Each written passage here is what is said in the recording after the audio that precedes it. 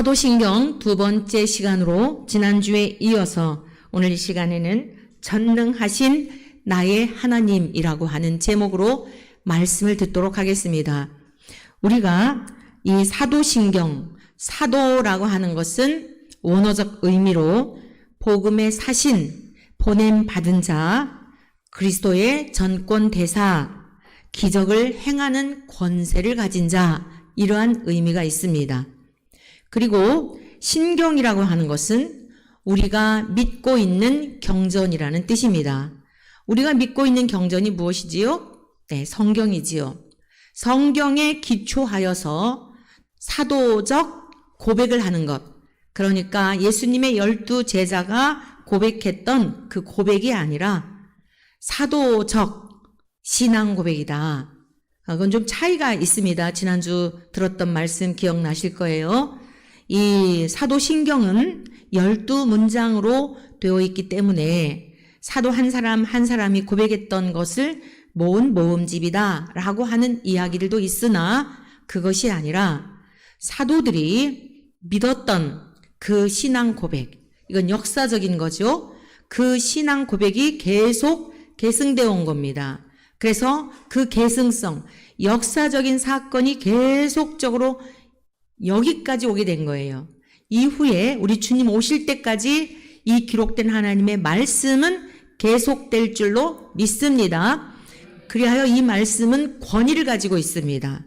유구한 역사가 흘러도 변치 않고 많은 입증된 것들이 있잖아요. 무엇이 입증되었죠? 예수 그리스도를 믿은 사람들의 삶의 변화입니다. 땅의 것만 바라보고 살아가던 사람들이 하늘의 것을 바라보고 이 세상의 육체 욕망만을 바라보며 살아가던 사람들이 모든 것을 배설물로 여기고 정말 중요한 가치, 내 목숨을 다 걸어도 아깝지 아니한 그러한 삶에 자기 전부를 다 바친 자들의 여러분 기록이잖아요. 대표적인 인물이 사도 바울이죠. 신약 성경 27권 중에 13권을 기록한 사도 바울.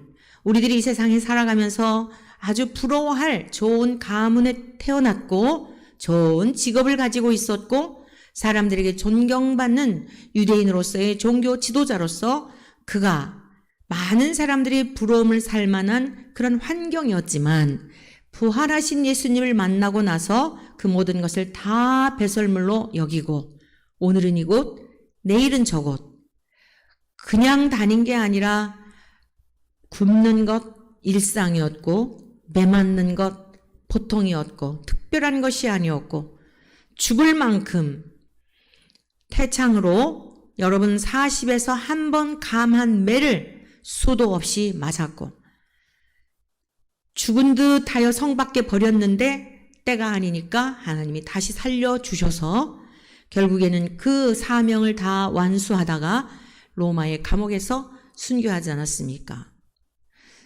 여러분 역사적으로 있었던 이 사건은 계속 계승되어서 지금도 이 무더운 날씨에서 세계 도처에서 복음을 전하느라고 수고하시는 많은 선교사님들 자기가 가지고 있었던 좋은 것들을 다 배설물로 여기고 바울 사도로만 끝난 게 아니라 지금 이 시대에도 세계 도처에서 이 복되신 생명의 말씀을 증거하시느라고 그와 같이 헌신하는 많은 주님의 종들이 있는 줄로 믿습니다.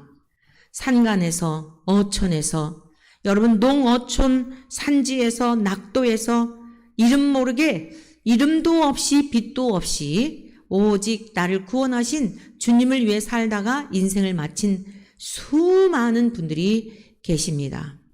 사랑하는 성도 여러분, 그래서 이 사도신경이라고 하는 것은 사도적 고백이다. 우리들도 그러한 이 기록된 말씀을 우리의 신앙의 고백일 뿐이 아니라 삶으로 살아내겠다라고 하는 결단과 함께 드려지는 것이 이 사도신경입니다. 그래서 우리가 예배 시간에 앞부분에 예배를 다 개회를 하고 나서 경배찬송 드리고 난 다음에 사도신경을 고백하잖아요. 그냥 고백하시지 말고 음미하면서 가장 첫 번째 오늘 우리가 예배자의 자리에 나와 예배를 드리는 그 예배를 받으시는 대상이 누구신가? 나의 하나님이시고 그 하나님은 전능하신 분이다라고 하는 것이 이것이 첫 번째 고백이며 저와 여러분들의 신앙이라고 하는 것을 늘 기억하시면서 믿음으로 이 믿음 붙들고 살아내시기를 축복합니다. 자, 그래서 오늘 첫 번째 이 사도신경에 나는 전능하신 하나님을 믿습니다 라고 하는 것은 우리가 지난 시간에 배웠었는데 하나님의 본질과 본성과 속성이라고도 하고 본체라고도 하고 본질이라고도 하는 이러한 것을 믿습니다 라고 하는 뜻이라고 배웠습니다. 그런데 여기서 전능하사라고 하는 것은 하나님은 못할 일이 없는 분이십니다. 모든 것에 능하신 분이십니다 라고 하는 고백이란 뜻이에요. 믿으십니까? 저와 여러분들이 믿는 아버지는 힘없는 육신의 아버지와 다릅니다. 여러분, 육신의 어머니와 달라요. 아무리 자녀들을 사랑하여 오래오래 자녀들의 삶을 도와주고 보호해주고 싶지만 우리는 때가 되면 자녀들보다 당연히 하나님이 부르시면 앞서갈 가능성이 많잖아요. 살아온 횟수가 연한이 더하기 때문에 특별한 경우에는 그렇지 않은 경우도 있지만 이게 육신의 부모의 한계입니다. 아무리 자녀를 사랑하고 많은 재물이 있어서 자녀들의 삶을 편케 해주고 싶어도 인간은 무능한 존재예요. 그러나 하나님은 전능하신 분인 줄로 믿습니다. 그 전능하신 하나님이 우리 아버지라는 사실을 믿음으로 살아내심으로 어떤 상황과 환경에서도 그 하나님을 바라보시고 하나님을 붙드시고 승리의 삶을 살아가시기를 축원합니다. 이 전능자라고 하는 단어는 오늘 우리가 함께 합독하였던 이 말씀 같이 보시겠습니다. 본문으로 돌아갑니다. 창세기 49장 22절부터 이 본문의 말씀은요. 야곱이 믿음의 선조 가운데 아브라함과 이삭과 야곱 계속 믿음의 계보가 이어지고 있지 않습니까? 야곱이라고 하는 믿음의 조상이 굉장히 고난의 삶을 살았어요. 사랑하는 아들을 잃고 여러분 그 사랑하는 아들 12아들이 있었는데 유난히 요셉을 사랑했습니다. 죽은 줄 알았던 아들을요. 다시 만나게 돼요. 하나님의 은혜로 말미암아 하나님이 감추어 두셨다가 야곱이 하나님의 온전한 복을 받을 때가 되니까 하나님께서 짠 하고 선물 보따리를 펼쳐 놓으셨는데 죽은 줄 알았던 요셉을 만나게 되는 거예요. 여러분 죽은 줄 알았던 아들이 그것도 보통 아들이 아니라 한 나라의 총리가 되어서 모두 다 굶어 죽을 그러한 상황에 여러분 여러 주변국에 있는 나라들에게까지 영향력을 미치는 그런 아들이 살아있었다고 생각해 보세요. 사랑하는 우리 원천의 모든 가족들에게 우리의 후손들이 하나님 앞에 이렇게 존귀하게 쓰임받는 후손들이 되시기를 축원합니다. 내 배만 채우고 나만 부유하고 나만 잘 사는 것이 아니라 하나님의 특별한 은혜를 입어서 고난의 시간을 통과하고 났더니 아브라함과 이삭과 야곱 그의 아들 요셉이 죽은 줄 알았던 요셉이 이제 살아있어서 그것도 보통 아들이 아니라 상상할 수도 없고 감히 꿈도 꿀 수 없는 그러한 아들로 하나님이 특별하게 보호하시고 특별하게 훈련하시고 할렐루야! 이러한 분이 전능자 하나님이신 줄로 믿습니다. 그래서 17년 동안을 인생의 노년을 그 아들로부터 호의호식하도록 부양을 받으며 봉양을 받으며 평안히 살다가 주님께로 돌아가게 돼요. 오늘 본문 말씀은 그 인생의 험악한 세월을 다 보내고 그토록 그리워했던 아들을 만나고 이제 본인이 죽을 때를 알게 된 것이에요. 죽을 때를 알게 되면서 사랑하는 아들들 12아들들에게 축복하는 죽음 앞에서 유언하는 내용입니다. 지나온 날의 삶을 돌아보니 너무너무 감격스러웠던 거예요. 험악한 세월을 보낸다고 생각을 했는데 지나놓고 나니까 다 은혜였어요. 사랑하는 성도 여러분, 오늘 여러분들의 모습을 이루고 보니까 예배를 드리면서 여러분들의 모습을 이루고 보니까 아주 마음이 애틋한 생각이 들었어요. 다 삶의 지경에서 날씨도 덥고 또 원치 않는 또 폭우가 와가지고 우리 또 저쪽 동두천에 사시는 집사님은 그냥 지난 수요일 날 예배를 못 오셨길래 어찌 못 오셨냐 그랬더니 앞에 있는 뭐 그게 물이 막 그래서 이쪽으로 갈 수도 없고 올 수도 없고 아유 또 장마가 지면 어떡하나 하고 또 주여 제발 근본 장마에 아무 피해가 없게 해주세요 하고 미리 기도를 하는데 여러분들 정말 많은 비들이 올 거라고 예보하고 있잖아요. 모두를 위해서 우리가 미리미리 함께 중보하며 기도해 주시기를 바랍니다. 그래서 이제 걱정을 했더니 집에 있는 뭐가 이렇게 오래된 파이프가 터져가지고 거기서 물이 나왔다 그래요. 그래서 잘 보수를 했다고 합니다. 여러분 한 분 한 분 삶의 지경에서 살아내신 삶을 보고 여러분들의 얼굴을 모습을 보고 옛날에 만났던 고왔던 그런 때가 아니라 이제 한 30년 지나고 벌써 10년 지나고 이러니까 다 모습들이 그런 모습을 보면서 짠하고 애틋한 마음이 드는데 여러분 우리가 이것이 이 땅에서의 삶만이라고 한다면 얼마나 허망합니까? 그러나 우리의 육체는 후패하지만 우리의 속사람은 날로 새롭고 우리 주님이 예비하신 아름다운 천국에서 영원토록 지금의 이런 모습이 아니라 세세무궁토록 이제는 우리가 예배 끝나고 헤어지는 게 아니라 함께 살게 될 그 집이 준비되어 있는 줄로 믿습니다. 그래서 이 땅에서의 삶은 살아내는 거예요. 야곱은 살아냈던 겁니다. 너무너무 고단한 삶이었어요. 이루 말할 수 없는 삶이었습니다. 자, 22절 말씀. 이 아들, 잃어버렸던 아들을 만나서 죽음 직전에 축복을 하는데 너무 감격이 되어 축복합니다. 요셉은 무성한 가지 곧 샘 곁에 무성한 가지라. 그 가지가 담을 넘었도다. 그렇지요. 내 품 안에 있을 때, 내 집안에서 울타리에 있을 때, 이때 족장시대거든요. 이 야곱은요, 요셉을 후계자로 생각을 했었어요. 11번째 아들인데, 12명의 아들 중에 11번째 아들인데, 후계자로 생각을 해가지고 채색 옷을 지어 입혀서 이제 상징적인 거죠. 아주 애지중지 여겼던 거예요. 그러니까 형님들의 시기, 요셉의 형님들에게 시기와 질투 받지 않았겠어요? 그래서 결국 이웃 나라의 종으로 팔려가게 되죠. 형들에 의하여. 여러분, 우리의 모든 힘들고 어려운 게 뜬금없는 사람 때문이 아니에요. 다 가족 관계에서 일어나는 일들이에요.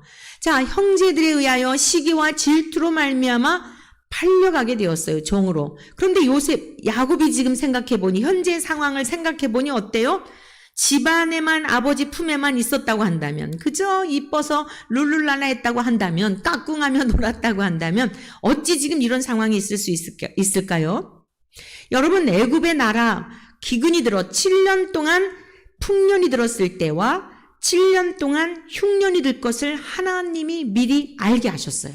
할렐루야! 하나님께서 우리 모두에게 이러한 은혜를 주시기를 간절히 축원합니다. 기도할 때 하나님께서 장차 될 일을 알게 하십니다. 하나님이 함께 하시는 사람들에게는 미리 남들이 보지 못하는 것들을 내다보게 하시는 거예요. 7년 동안 그 땅에 풍년이 들고 풍년 후에 7년 동안 흉년이 들 것을 바로가 꾼 꿈을 통하여 지시를 받고 그것을 왕에게 이야기하여 주었을 때에 왕이 이 요셉을 신뢰하여 7년 동안 흉년을 대비하도록 전권을 위임한 거예요. 지금 생각해보면 여러분 정말 대단한 일 아니에요? 팔레스틴 그러한 지역이 얼마나 이 기후가 열대성 기후입니까? 여러분 이 쌀이 우리가 쌀 있잖아요. 그 한 해 지나게 되면 바금이 그저 쌀 벌레 있죠. 그런 것들이 새겨가지고 이게 7년 동안을 곡식을 저장한다는 거는 이건 하나님께서 요셉에게 주신 특별한 은혜가 아니면 불가능한 거예요.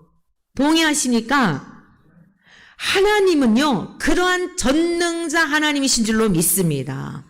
그래서 7년 동안 풍년을 들었을 때 다 곡식을 거둬들이고 모두 다 사들여가지고 그 다음에 7년 동안 흉년을 예비할 때 여러분 막 얼마나 많은 돈도 다 거둬들여요. 이제 흉년 동안에. 이 점점 쌀값이 올라갈 거 아니에요. 그러니까 먹고 살아야 되지 않습니까? 그러니 나중에는 이 사람들이요, 돈이 다 떨어지게 되고 먹고 살아야 되니까 이 사람들을 다 사람으로 종으로 사가지고 인력이 풍부하죠. 재물이 풍부하죠. 대단했죠. 여러분, 한 사람이 하나님 앞에 여호와 하나님이 함께 하심에 이러한 영향력을 미치는 줄로 믿습니다. 자기를 뽐내려고 영향력 미친 걸까요? 아니에요. 진정한 영향력, 진정한 성공이 뭐예요? 생명을 구원하는 일을 위하여 쓰임받는 것이에요. 요셉이 위대한 것이 어디에 있는 줄 아십니까? 요셉은 예수님의 직계 후손 조상이 아니에요. 유다의 후손 가운데 났어요. 야곱의 12아들 가운데 네 번째 아들이 유다입니다. 찬송이라는 뜻인데 그 유다의 후손 가운데 우리 주 예수 그리스도께서 나셨는데 주님이 오실 길을 다 예배하는데 일조를 한 거예요. 거기에 요셉의 위대함이 있는 것이에요. 기근이 들어가지고 다 죽었으면 어떻게 할까요? 하나님이 죽게 하시지 않죠. 어떤 방법으로든지 어떤 경로로든지 하나님은 사용하세요. 그렇지만 쓰임받는 자는 영광인 줄로 믿습니다. 요셉 한 사람이 하나님만을 바라보며 어디를 가든지 항상 하나님만 바라보았어요. 사랑하는 성도 여러분, 우리 교회에 귀한 자매 한 분이 이제 하나님의 특별하신 은혜와 선물의 기회를 주어서 쿠바라고 하는 곳에 주님이 이제 보내시는 일이 있어 한 2개월 동안 다녀올 거예요. 다음 주에 가게 되는데 기도 많이 해주세요. 하나님만 바라보는 거예요. 하나님만. 하나님만 바라보게 될 때에 하나님이 걸음걸음마다 인도하시는 줄로 믿습니다. 여러분, 대한민국에 살아도 마찬가지예요. 우리가 왜 실망하죠? 직장 상사를 의지하고 믿었는데 내가 이렇게 충성하면 나를 알아줄 줄 알았는데 몰라줘요. 다 이기적입니다. 다 단물만 딱 빼먹는 거예요. 이 사람에게 있는 필요한 것만 딱 취하는 겁니다. 이게 세상이에요. 근데 하나님은 그렇지 않아요. 부모님 힘이 없다니까요. 도와주고 싶어도 도울 힘이 없어요. 아무리 야곱이 요셉을 사랑하고 싶어도 그럴 수가 없었다고요. 그 동생을, 세상에 자기 아들들이 동생을 팔아먹을 줄 어찌 알았겠어요. 아버지 입장에선 상상할 수 없는 일이에요. 그런데 형제들 간에 그런 일이 일어났잖아요. 형제들 간에 전쟁이 일어나고 있는 거 아니겠어요? 그런데 요셉은 실망하지 않았어요. 혈혈단신 떠났을 때 얼마나 무서웠을까요? 애굽에 말이 통했을까요? 여러분, 종노릇 하는 게 얼마나 고됩니까? 육체적인 노동과. 아버지 집에 있었을 때는 어땠어요? 족장의 후계자로서 호의호식하며 종들이 다 챙겨주는 거, 그러면서 아주 편안하게 살았는데 하루아침에 환경이 완전히 뒤바뀐 겁니다. 그런데 아버지는 아버지대로 가슴이 찢어졌죠. 이 귀한 아들을 잃어버렸으니. 그런데 지금에 와서 보니까 요셉은 무성한 가지라. 내 품에 있었다고 한다면 사랑하는 이 아들 때문에 우리 가족이 70명이 거기 애굽으로 내려갔거든요. 우리 가족이 어떻게 이렇게 먹고 살 수가 있었을까? 이 기근에 다 굶어 죽을 뻔 알았는데 우리 요셉이 무성한 가지여서 우리 단밖을 넘어가지고 우리의 가나안 땅만이 아니라 애굽에까지 미쳐서 애굽의 전역에 있는 사람들을 다 먹여 살리고, 이게 지금 그 뜻이에요. 무성한 가지라. 우리 사랑하는 원천의 모든 자녀손들에게 여러분의 삶 가운데 가지가 담을 넘게 되는 은혜가 있기를 축원합니다. 근근히 나만 먹고 사는 이러한 삶이 아니라 이제는 하나님께서 주신 은혜와 복을 나누어 담을 넘는 역사가 있기를 축원합니다. 우리 원천의 사랑하는 자녀 세대가 언젠가 우리는 가고 없겠지만 이 원천교회를 이야기할 수 있는 인물들이 많이 나오게 될 줄로 믿습니다. 그 지하에서 여름이면 퀴퀴한 냄새가 나던 그곳에서 진리의 말씀을 붙들고 한평생 젊음을 바치고 고난 중에 하나님만을 바라보았던 그 아무개 목사님, 아무개 성도님들의 헌신과 아무개 성도님들의 말없는 수고가 오늘 그분들은 가고 없지만 오늘 우리가 그분들의 길림을 받아서 그분들이 가르친 말씀을 먹고 자라 그것이 생명의 길이었고 진리의 길이었고, 어둠이 깊어가는 이 시대에 바른 길로 인도해 주신 참된 교회였다고 이 교회를 스쳐 지나간 우리의 자녀들이 자랑스럽게 여길 때가 올 줄로 믿습니다. 야곱의 축복 기도가 아들을 향하여, 이거는 임상적인 사례에 의한 기도인 겁니다. 소망을 바라는 게 아니라 지나온 날 하나님이 도우신 은혜를 생각하니까 당할 때는 너무너무 고통스러웠는데 사랑하는 아들을 잃을 때 죽은 줄 알고 절망 가운데 한숨과 탄식으로 살았는데 그 아들이 살아서 이렇게 담을 넘어 무성한 가지가 되어 많은 영혼을 살리게 되고 이 기근을 해결할 수 있는 이러한 능력 있는 아들이 될 줄 어찌 알았겠습니까? 그것을 생각할 때 감격하여 야곱은 이렇게 고백을 한 겁니다. 23절입니다.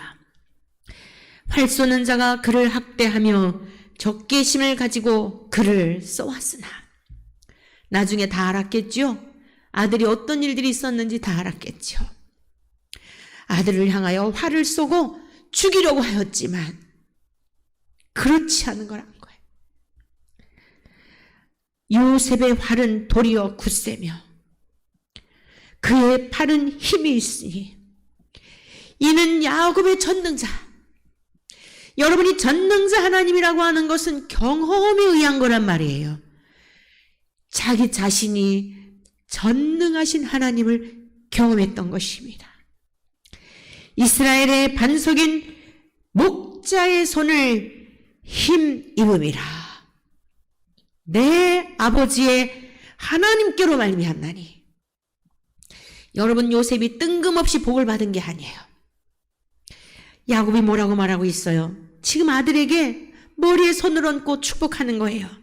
아들아, 기억하거라. 네가 받은 이 복은 너의 아버지, 나 야곱, 내 아버지의 하나님께로 말미암나니 그가 너를 도우실 것이요 전능자로 말미암나니 그가 내게 복을 주실 것이라. 위로 하늘의 복과 아래로 깊은 샘의 복과. 여러분, 하늘의 복과 이 팔레스틴 지역이 물이 굉장히 귀하잖아요. 그런데 야곱은요, 아버지 이삭을 통해서, 아브라함을 통해서, 선조들을 통해 블레셋 주변에 있는 블레셋 사람들이 얼마나 괴롭혔는지를 역사적으로 다 알고 있어요. 특히 아브라함이 받은 복이 다르고 이삭이 받은 복이 다르고 야곱이 받은 복이 다르고 요셉이 받은 복이 달라요.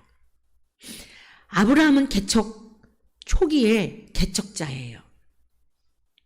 정말 아브라함은요, 여러분 신앙도 1대 믿는 거, 2대, 3대, 4대 믿는 거요, 확실히 분복이 다르더라고요. 목회자들도 보면은요, 벌써 3대, 4대 목회자 집안의 목사님들은요, 정말 받는 복이 달라요. 그좀 하여간, 하나님은 공의로우신 분이니까, 일단 육신적으로 그렇게 힘들게 하지 않아요. 그런데 당대 목사님 하는 분들은 땅을 파느라고, 그저 개간하느라고 그렇게 열심히 하고 그렇게 힘들게 하는데도 육적인 눈으로 볼 때 많은 결실이 없어 보인다, 이 뜻이에요. 그런데 3대, 4대, 5대 이러면은 그 선조들이 뿌린 씨에 대해서 그렇게 열심히 하지 않는데도 그저 양쪽으로 다 갖춰져 있는데 이렇게 저렇게 초빙을 받으면서 편안하게 대접받으면 무엇이 복인지를 모르겠어요. 네, 그걸 잘 간직해야 돼요. 4대, 5대. 여러분, 자, 여러분들의 부모님이 할머니, 할아버지 때부터 신앙생활하면 여러분들은 기억하셔야 돼요.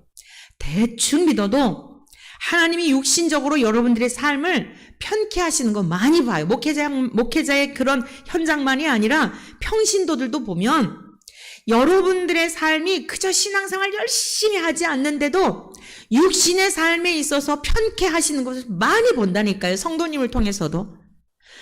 그러면 여러분들이 여기서 주의해야 돼요. 계속적으로 씨를 뿌리고 계속적으로 사랑의 수고를 하고 그 농토를 가꾸어야지. 조상들이 뿌려놓은 거에 열매만 딸꼭 따먹게 되면 그 세대는 점점 희미해져 가는 거예요. 이걸 기억하셔야 돼요. 모태신앙인들은 반드시 이걸 기억하셔야 돼요. 부모님들보다도 더 열심을 내셔야 돼요. 할렐루야. 엘리야 시대보다도 엘리사 때, 엘리야가 하늘로 승천하시기 전에 사랑하는 제자에게 너 무엇을 구할래? 라고 물었어요. 선생님에게 있었던 능력보다도 갑절의 영감받기를 원합니다. 여러분, 이러한 지혜가 우리에게 있기를 축원합니다. 왜 그랬는지 아십니까? 엘리야 시대 때보다도 엘리사 시대 때 더 악한 세대가 열려졌거든요. 엘리야 선지자가 행하는 그 능력 가지고서는 그 정도만 갖고는 안 되는 시대를 만날 것을 알았던 거예요. 스승에서 깨달은 게 그것이었어요. 그게 진짜 복인 거예요. 엘리야도 죽은 자를 살리고 놀라운 일을 했지만 엘리사는요, 시체에다가 갖다 던지니까요, 엘리사의 시체에 던지니까 죽은 자가 살아났어요. 얼마나 하나님이 강력한 능력을 보이셨는지. 왜 그런 기적을 보이셨을까요? 하나님을 대적하고 패역한 시대이기 때문에 그런 표적들을 보여주신 거예요. 하나님의 표적을 보여주시고 기적을 행하시는 궁극적인 목적이 뭐예요? 하나님과의 관계성 속에서 구원받을 백성을 원하시는 겁니다. 이 세상에서 부귀영화 누리고 평안하게 잘 살고 이게 아니에요. 여러분, 부디 거기에 빠지지 않기를 축원합니다. 다 누렸는데 영원한 생명을 얻지 못하면 그것보다도 불쌍한 존재가 없는 것입니다. 여러분, 하나님은 안 믿는 자들에게도 복을 주셔요. 무슨 복을 주시느냐? 땅의 복을 주셔요. 성경을 보십시오. 이스마엘이라고 하는, 이삭과 이스마엘은 아브라함에게서 난, 이스마엘은 서자이고 이삭은 약속의 아들이에요. 이스마엘은 전혀 하나님께서 약속하신 아들이 아니었어요.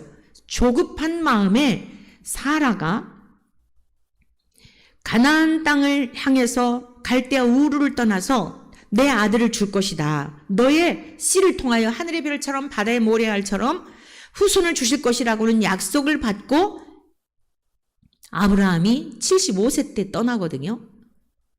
75세 때 떠났는데 세월이 흘러도 10년이 지나고 세월이 지나도 아무 기미가 없는 거예요. 여러분, 하나님의 약속을 끝까지 믿으시기를 축원합니다.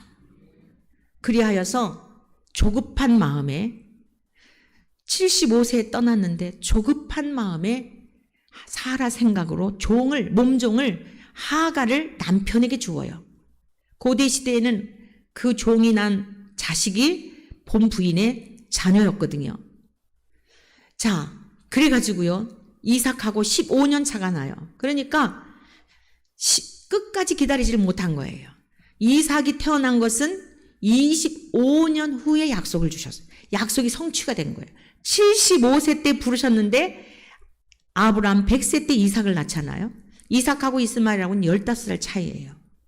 못 참은 거예요.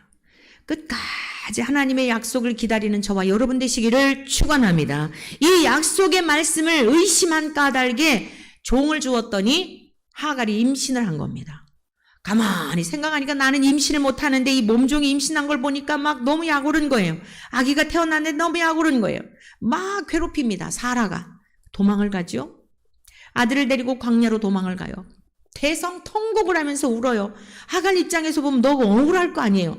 자기가 무슨 아브라함을 유혹한 것도 아니고, 자기가 무슨 아브라함의 아이 갖고 싶다고 한 것도 아니고, 여주인이 너 들어가라 해서 그랬는데 아이를 낳았다고 그렇게 또 자기를 구박하고 하니까 너무너무 억울해서 광야로 가가지고 막 우는데 하나님께서 하갈에게도 이스마엘에게도 복을 약속해 주세요. 땅의 복을 약속해 주세요. 여러분, 교회를 대충 믿어도 잘 사는 거 보고 절대 부러워하시면 안 돼요. 예수님 안 믿는 사람들 잘 사는 거 이 세상에서라도 잘 먹고 잘 살아라 하고 그냥 하나님이 유기하신 거예요. 그것도 다 하나님이 주신 거예요. 자기들 거 아닙니다.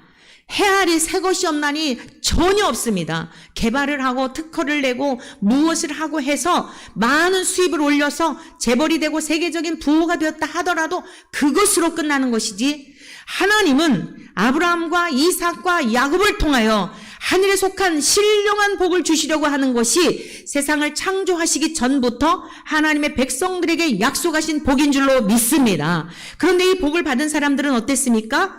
고난의 시간들이 있었단 말이에요. 말할 수 없는 고난의 시간이 있었어요. 아브라함이 당했던 고난, 가나안 땅에 들어가면 잘 먹고 잘 살 줄 알았는데 2번이나 기근을 만나게 되고 아내를 또 빼앗길 뻔하게 되고, 자, 이삭은 어떠했냐면 이삭이 받은 복은 달라요. 이삭은요, 블레셋 사람들이 시기를 하여서 가는 곳마다 샘을 파잖아요. 샘이 콸콸 솟는 거예요. 그러니까 아주 시기를 하는 거예요. 또 다른 곳에 가면 샘이, 지금 아버지로부터 이런 이야기를 들었겠죠? 여러분, 야곱이 아버지로부터, 이삭으로부터 그런 이야기 듣지 않았겠어요? 그러니까 샘 솟는 복이로다. 이 샘이 마른 곳, 물이 없는 곳, 물은 곳, 부의 상징이기도 하지 않겠어요? 물이 많아야, 아무리 농토가 많아도 물이 없는데 어떻게 이 소출을 거둘 수가 있겠습니까? 굉장히 밀접한 관계가 있는 거예요, 물이라고 하는 것은. 그래서 우리를 한강의 기적이라고, 우리나라가 이렇게 막 발전한 것은 한강, 그 강줄기들, 물들이 풍성하기 때문이다, 이렇게 또 분석하는 이들도 있잖아요. 맞습니다. 물이라고 하는 건 정말 중요한 거예요. 경험한 거예요. 이삭은 어찌하여 이런 복을 받았을까요? 가는 곳마다 농사를 해서 그의 100배나 거뒀다 그랬어요. 이삭은요, 순종의 대명사예요. 아버지가 아들을 제물로 바치고자 할 때, 여러분, 그 번제물은 그냥 번제물이 아니에요. 꽁꽁 묶어가지고 여러분 막 칼로 들어서 아버지 아브라함이 내 아들 독자를 나에게 제물로 바치라는 그 말씀을 듣고 아내에게 상의도 하지 않고 믿음으로 아브라함이 아들을 데리고요, 모리아산으로 가잖아요. 그리고 가서는 아들을 묶어가지고 그 칼로 짐승을 잡아 죽이듯이, 여러분, 구약의 제사제도에서 양을 잡아 죽일 때 한 번에 죽지 않는다고 합니다. 실제로 그 제사제도에 대한 것을 실험을 했는데요. 근데 한국인 선교사님이 정말 처참하대요. 그 심장을 한 번에 뚫어야 되는데 한 번에 뚫는 경우가 없대요. 그래가지고 피투성이가 되고요, 여러분, 양이 안 죽으려고 막 그러면서 그 주인의 눈망울을 바라보는 그 얼마나 처참하겠어요. 여러분, 아들 이삭을 번제물에 올려놓고 여러분 그 칼로 한 번에 죽이지 않으면 이건 기가 막힌 거예요. 그 100세 얻어서 나서 너무너무 기뻐했던 아들을 번제물로 바치고자 할 때 아브라함 마음이 어땠을까요? 어땠을 것 같으세요? 상상해 보신 적 있나요? 그런데 이삭은요, 순종했어요. 도수장으로 끌려가는 어린 양과 같이 예수님의 모형이죠. 한마디도, 아버지 왜 그래요? 성경에 그런 거 전혀 안 나와요. 같이 그 제단에 제물 바치러 갈, 아버지, 그런데 번제할 어린 양은 어디 있나요? 하고 물어요. 하나님께서 친히 준비하실 거다. 아버지가 그 얘기만 해요. 이삭이 몰랐을까요? 다른 때 제사 드리러 갈 때는 항상 짐승을 갖고 가셨는데, 그리고 다 준비해서, 그리고 가가지고는 아들을, 여러분, 번제단에 다 나무단 해놓고 밑에 이제 불 지르고 아들을 죽여서 구에다 올려놓는데 아들이 몰랐을까요? 아버지 왜 이러세요? 한마디도 그런 게 없어요. 하나님을 신뢰하였듯이, 아브라함이 전능자 하나님을 신뢰하였듯이 아들도 아버지를 신뢰했어요. 죽으면 죽으리라. 우리 성자 예수님이 그러하신 거예요. 그 한 번의 순종으로 말미암아 이삭은요, 그렇게 큰 고난이 성경에 이렇게 기록되어 있지 않아요. 오히려 샘이 막 솟고 농사에서 100배를 거두고 그리고 순결한 아내를 얻었어요. 이삭만이 일부일척 리브가와 40세 때 결혼을 해요. 60세 때 쌍둥이 아들들을 낳아요. 아들들이 뭐 또 조금 질투하고 이런 일은 있었지만은 여러분 그는 180년을 살아요. 100세 때쯤 됐을 때 100세 때 이삭이 100세쯤 됐을 때 눈이 흐려가지고 나 이제 그만 죽으려나 봐. 우리 한번 27장을 가보겠어요. 창세기 27장을 가보겠습니다. 야곱이 왜 이렇게 고난의 삶을 살게 되었는지 근거에 대한 것을 본문의 이 말씀을 우리가 좀 더 이해하기 위하여 이삭이 나이가 많아 눈이 어두워 잘 보지 못하더니 맏아들 에서를 불러 이르되 내 아들아 하매 그가 이르되 내가 여기 있나이다. 이삭이 이르되 내가 이제 늙어 어느 날 죽을는지 알지 못하니 그런즉 내 기구 곧 화살통과 활을 가지고 들에 가서 나를 위하여 사냥하여 내가 즐기는 별미를 만들어 내게로 가져와서 먹게 하여 내가 죽기 전에 내 마음껏 내게 축복하게 하라. 이삭에게는요 야곱과 에서 쌍둥이가 있었어요. 그런데 아버지는 맏아들 에서를 좋아했어요. 그리고요 이거 한번 보실까요? 14절 26장 34절 보시겠어요? 에서가 40세에 헷 족속 부에리의 딸 유딧과 헷 족속 엘론의 딸 바스맛을 아내로 맞이하였더니 그들이 이삭과 리브가의 마음에 근심이 되었더라. 에서는요 육의 사람이었어요. 그래가지고 40세 때 결혼을 했는데 여기 지금 뭐예요? 헷 족속 부에리 딸 유딧과 헷 족속 멜론의 딸 바스맛을 아내로 맞아야 돼. 한 여자만 맞이한 게 아니죠. 육적인 일에 아주 야성미가 넘치고 사냥을 하러 다니고 아주 그냥 이방인과 전혀 아버지가 원하는 할아버지 믿음으로부터 아브라함으로부터 물려받은 이 믿음과는 상관없는 아들이었어요. 그래서 이삭과 리브가의 근심이었다는 거예요. 그 믿음의 유업을 이을 자가 되지 못하는 것을 누가 알고 있었냐면 리브가가 알고 있었어요. 뱃속에 있을 때부터 계시를 받았어요. 내 태중에 쌍둥이가 있구나. 두 아들이 있구나. 그런데 찾아가 장자를 섬기리라. 근데 이제 이삭은요 그 내용보다도 아브라함과 이삭과 야곱과 그 자기의 후계자로 생각을 한 거예요. 그래서 이 아들에게 죽기 전에 축복을 하려고 내가 눈이 어두워서 내 지금 이제 죽을 날이 얼마 남지 않은 것 같아. 그러니까 가서 별미를 해와. 그래갖고 널 축복하게 하라. 이랬더니 이 이야기를 리브가가 들은 거예요. 리브가는 야곱을 아주 그냥 또 애지중지 여겼어요. 그리고 아버지의 시아버지의 그리고 남편의 뒤를 이을 자를 야곱으로 생각을 한 거예요. 그래서 그 이야기를 듣고 보니 이거 안 되겠는 거예요. 그래서 아들 아버지가 형님한테 지금 저 별미를 만들어 오면 축복을 해준대. 그러니까 너는 빨리빨리 내가 이거 음식을 만들어 줄 테니까 빨리 형님 옷 하나 갖다 입고 그리고 이제 변장을 하고 아버지의 축복을 받아. 어머니, 내가 아버지한테 복은 고사하고 이 뒷부분에 그 내용이 지금 나오는 거예요. 집에 가서 읽어보세요. 너무 재밌어요. 어머니, 내가 이 복은 고사하고 저주를 받을걸요. 그랬더니 괜찮아. 그 복은 나에게로 돌리고 내가 하는 대로 해. 막 부스러니 막 고기 잡아가지고 그리고서는 털복숭이에서는 이 털이 많았어요. 그 어떻게 갖다 붙였는지 모르겠네. 요즘처럼 접착제, 순간 접착제 있는 것도 아니고. 하여간에 그걸 막 붙여가지고서 아버지 별미를 만들어 왔습니다. 저 에서인데 축복해 주세요. 그러니 이리 와봐. 아니 목소리가 어찌 야곱의 목소리냐 이랬어요. 아닙니다. 저 에서입니다. 그래? 아니 그런데 어찌 이렇게 또 빨리 고기를 잡았느냐. 하나님께서 순적하게 만나게 하셔갖고 빨리 잡았습니다. 그래? 아무래도 이상한 거예요. 이리 가까이 와봐라. 그러고서는 더듬더듬하면서 만져보니까 털복숭이거든요. 그래 어째 목소리는 야곱인데 또 만져보니 그래서구나 알았다. 이리 오너라 하고서는 막 축복을 잔뜩 빌고 났는데 에서가 온 거예요.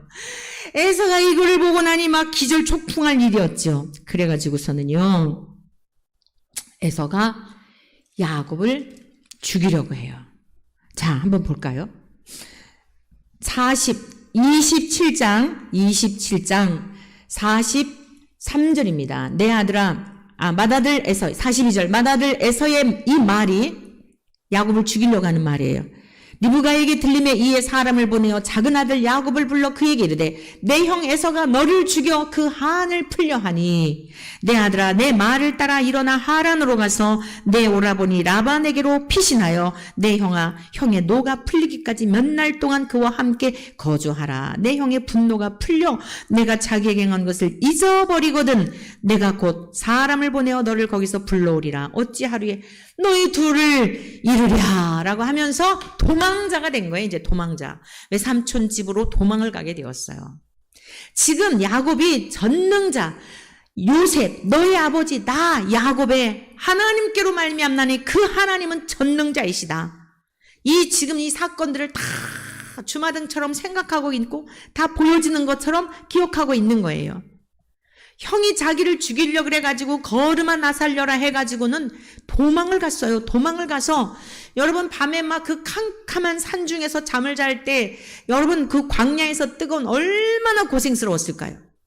진짜 막 또 형이 자기를 쫓아올까봐 막 죽음에 대한 두려움이 얼마나 컸을까요? 그런데 하나님께서 다 걸음마다 걸음마다 지켜주시고 말씀으로 약속해 주시고 한 것을 생각하니 너무너무 은혜였던 거예요. 그래서 요셉에게 본문으로 돌아가 볼까요?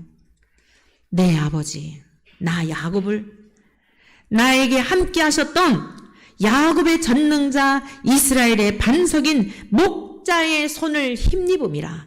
네 힘으로 오늘 네가 이렇게 그 무성한 가지가 되어 담을 넘은 것이 아니라 애굽 땅에서 영향력을 미치는 총리가 된 것은 너 때문이 아니라 전능하신 하나님이 너를 도우셨기 때문이다 라고 하는 것을 다시 한번 하나님 앞과 요셉에게 하나님 앞에 고백하며 요셉에게 이것을 잊지 않도록 이루고 있는 사실이에요. 사랑하는 성도 여러분, 먼 나라 얘기 같습니까? 고대 우리 믿음의 선조들의 이야기 같습니까? 저와 여러분들의 삶은 어떻습니까? 이 야곱이 우리 아닙니까? 여러분의 어린 시절부터 돌아보십시오. 아무도 의지할 자가 없었던 여러분 두렵고 떨렸던 어린 시절들을 돌아보십시오.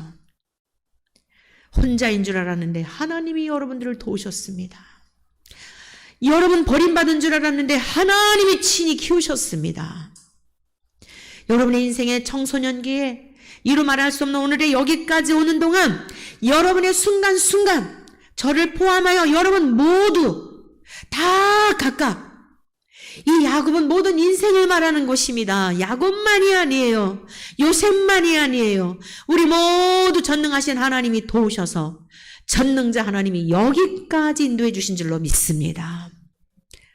그러면서 위로 하늘의 복과 아래로 땅의 복과 신령한 복.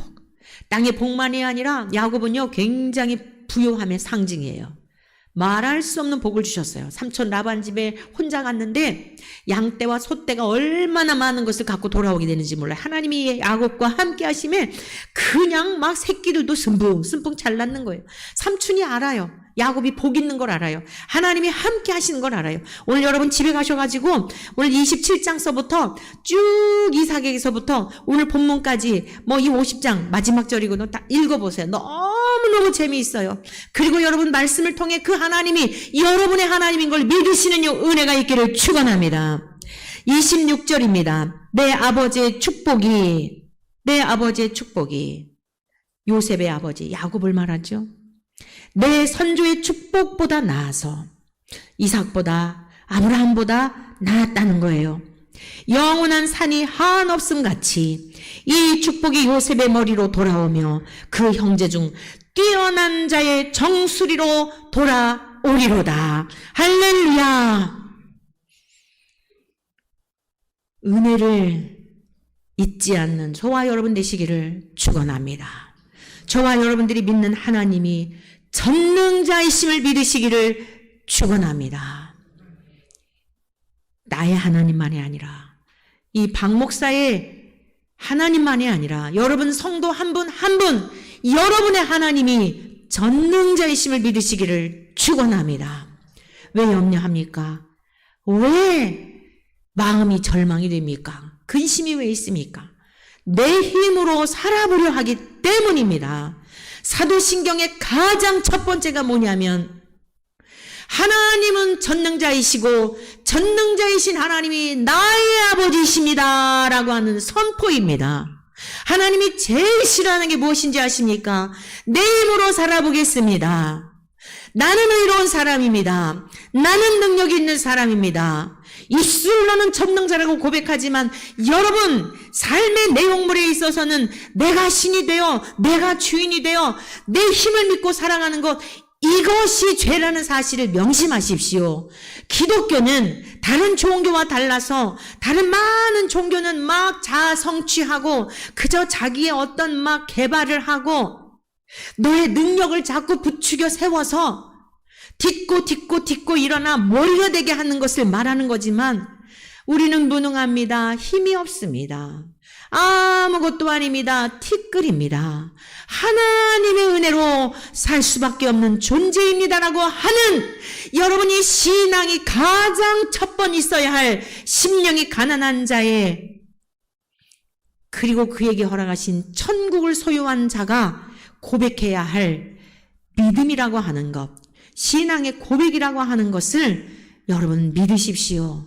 믿을 수 있도록 성령님을 구하시기를 축원합니다. 그리하게 될 때에 하나님께서 우리의 입술의 고백만이 아니라 전 존재적으로 우리의 삶을 지키시고 인도하시고 보호하셔서 어디를 가든지 누구를 만나든지 무엇을 하든지 아무리 불화살이 우리를 쏘아댄다 할지라도 요셉의 활이, 요셉의 믿음의 방패가 그 모든 것들을 물리치고 능히 승리하도록 도우셔서 최후 승리하게 하시는 분인 줄로 믿습니다. 요셉의 이 승리는 유다의 후손으로 오신 우리 주 예수 그리스도를 안전하게 오실 길을 예배하도록 당대에 다 굶어 죽을 수밖에 없었던 이스라엘 백성들을 다 먹여 살리고, 그리고 하나님의 의와 하나님의 영광을 드러내는 전능자 하나님을 믿은 자에게 주신 이 복인 것을 믿으시며, 이 복은 오늘 우리들에게도 동일하게 주신 이 은혜와 영광인 것을 기억하셔서 전능자 하나님을 믿고 아버지로 믿고 살아가는 우리 모두에게 날마다 순간마다 분초마다 영원토록 승리의 삶이 있기를 주의 이름으로 간절히 축원합니다.